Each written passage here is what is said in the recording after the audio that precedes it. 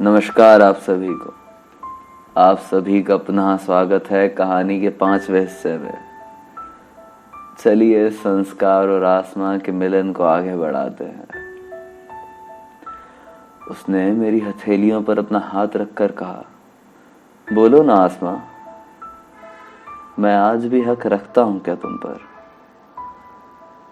मैंने आज तक खुशी खुशी सिर्फ तुम्हारा इंतजार किया है। क्या तुम्हें मेरा इंतजार नहीं था? क्या तुम्हें विश्वास नहीं था कि मैं आऊंगा? बोलो ना। इस बार वो छुअन ऐसी कि बर्फीली वादियां भी पिघल जाएं। मैं ऐसा महसूस कर रही थी जैसे कोई अल्हड़ सी लड़की अपना पहला प्रेम पत्र लिखने वक्त महसूस करती होगी, या फिर पहली बार अपने प्रेमी द्वारा कमर पर हाथ रख दिए जाने पर शर्म की बेबसी में झिझकती होगी। मैं झिझक रही थी। मैंने कुछ पल के लिए आंखें बंद की और फिर जैसे मेरे मन को एक झटका लगा और मेरा मन बदल गया। उसके हथेली के तले से अपनी हथेलियां खींचकर मैं दूर हट गई। पसीने की कुछ बूंदें मेरे माथे पर आ जमी। शुक्र है कि शिमला था, दिल्ली नहीं, वरना शायद मेरा पूरा बदन पसीने से तरबतर होता।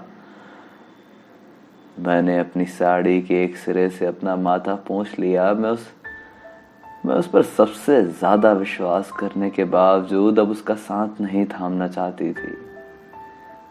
पता नहीं क्यों, पर इतना कुछ बीत चुका था कि हर चाहत मर चुकी थी। इतने रिश्तों से विश्वास उठ चुका था कि मैं खामोश हो गई थी। ऐसा नहीं कि मुझे उस पर शक था, उसने तो इतने सालों तक चुपचाप मेरा इंतजार, पर मुझे खुद पर शक था कि अब मैं प्रेम निभा भी पाऊंगी कभी। उसने फिर कई मिनटों तक कुछ नहीं कहा, ना मैंने उसे छेड़ा। क्या खाओगे खाने में? मैंने पूछा। जो भी तुम बना दो, उसने कहा और फिर इधर उधर की बातें करने लगा। मैं रसोई में जाकर खाना बनाने लगी और वहीं दरवाजे से लगकर खड़ा हो गया वो। तुमने अपने कारनामों का जिक्र अभी तक किया ही नहीं संस्कार, मैंने कहा। संस्कार?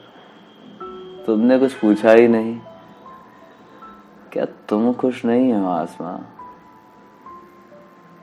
मैं अपनी उलझनों पर थोड़ी शर्मिंदा हो गई। फिर उसके कामयाबियों पर गर्व करते हुए मैंने कहा, कई बार न्यूज पर देखा है तुम्हें। इन 5 सालों में हजारों ऑफिसर्स हैं, पर कोई संस्कार श्रीवास्तव नहीं होता। बहुत गर्व है मुझे तुम पर, इतना कि तुम सोच भी नहीं सकते। रुको, कुछ दिखाती हूं तुम्हें, कहकर मैंने अपनी अलमारी खोली और उसमें से 2 साल पुरानी एक फ्रेम निकाली, जिसे मैंने अपने वजूद सा संभाल रखा था। उसके पास ले गई और पूछा, ये याद है तुम्हें? अखबार के विशेषांक में इंस्पायरिंग पर्सनालिटीज की एक पूरे पन्ने में तुम्हारी आर्टिकल आई थी। Sanskar Srivastava, IAS, fighting child marriage and revamping education in Bhilwara, Rajasthan.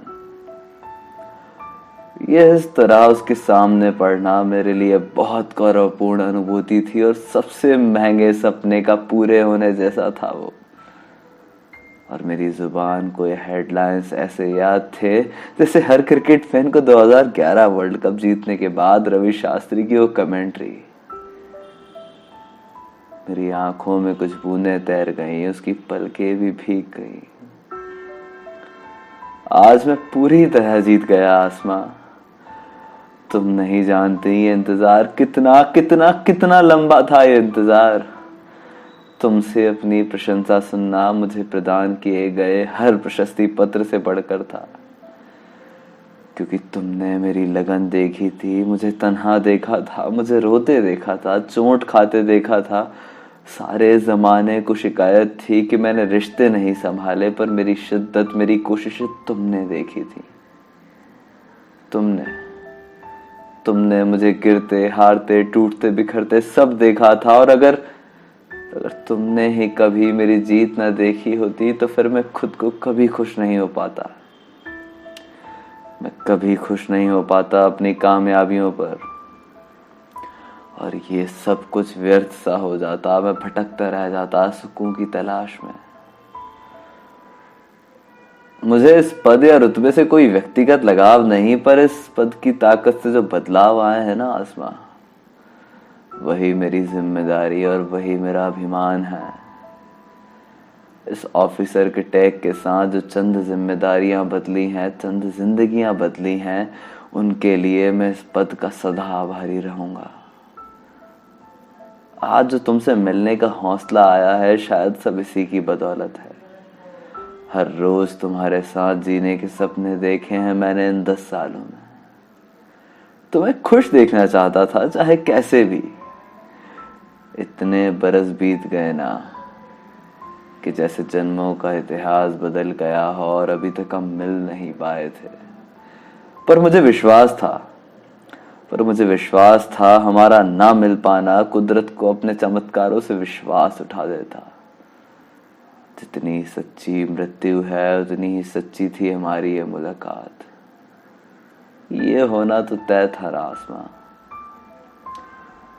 जितनी साजिश और बेदर्दी से लिखने वाले ने हमारी जुदाई लिखी थी, उससे ज्यादा शिद्दत से उन्होंने हमारा मिलन लिखा था आसमां।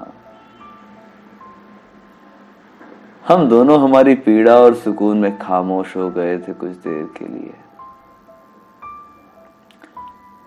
मैंने खामोशी तोड़ते हुए पूछा, खाना निकाल दूं? उसका सवाल, तुम साथ खाओगी? मैंने एक ही थाली में दोनों के लिए खाना निकाल दिया, रोटी, भिंडी की सब्जी और बूंदी का रायता। अरे वाह, इतना अच्छा खाना, उसने चहक कर कहा। मैं हंसने लगी। माँ के सिवा किसी और ने साहब को यूं कभी चहकते नहीं देखा होगा ना। अरे मैंने खुद देखे हैं इंटरव्यूज तुम्हारे। आवाज में चाहे कितनी भी विनम्रता हो, पर व्यवहार में वही सख्ती। और रिपोर्टर्स भी अपना लहजा बदल लेते हैं तुम्हारे आगे, जानते भी हो तुम। जाने और किसने देखा होगा ये चंचल मन तुम्हारा संस्कार तुमने देखा है ना। मैं थोड़ी देर जैसे ठहर गई, फिर उसका ध्यान हटाते हुए मैंने कहा, सिर्फ देखकर ही तारीफ कर दी, अब खाकर बताओगे भी कैसा बना है? मुझे भी याद नहीं कि आखिरी बार कब मुझे और किसी से अपनी तारीफ सुनने की इतनी बेचैनी हुई थी, पर जैसे वो तारीफें करता था वैसे किसी ने कभी नहीं की थी। आसमां को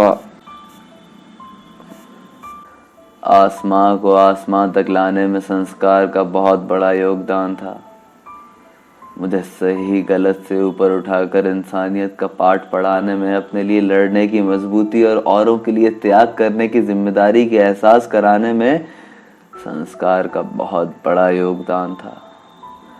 मैं जो भी थी उसे बनाने वाला वो था, पर इस तरह कि वो कभी किसी को दिखा ही नहीं। सरस्वती के मेल के बिना मात्र गंगा यमुना की तेज धाराएं संगम नहीं कहला सकती, और आसमां में संस्कार का मेल के बिना वो जमी थी, मात्र जमी। उसने अब की रोटी का एक टुकड़ा उठाया, पर इस बार संकुचित होकर उसने मेरी तरफ नहीं बढ़ाया। वो खुद मुंह में डालता हुआ, उससे पहले मैंने उसके हाथ रोक दिए, और पहला निवाला अपने हाथों से बढ़ाया तो आसमां, उसने बहुत धीमे से कहा, और बड़ी मासूमियत से मेरी ओर देखने लगा। इस पल का भी इंतजार था ना तुम्हें? मैंने कहा और उसके मुंह में वो निवाला डाल दिया। आसमां,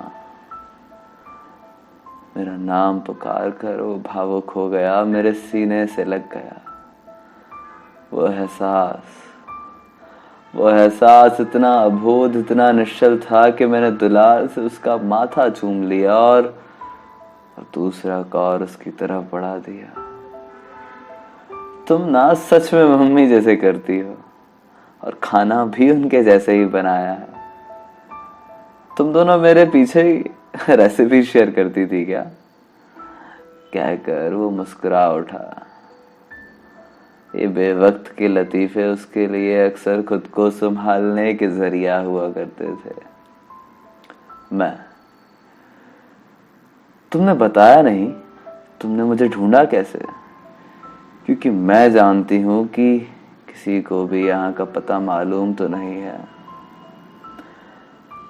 कहानी के आज के हिस्से में इतना ही। जल्द मिलेंगे कहानी के आखिरी हिस्से में। जुड़े रहिए। धन्यवाद।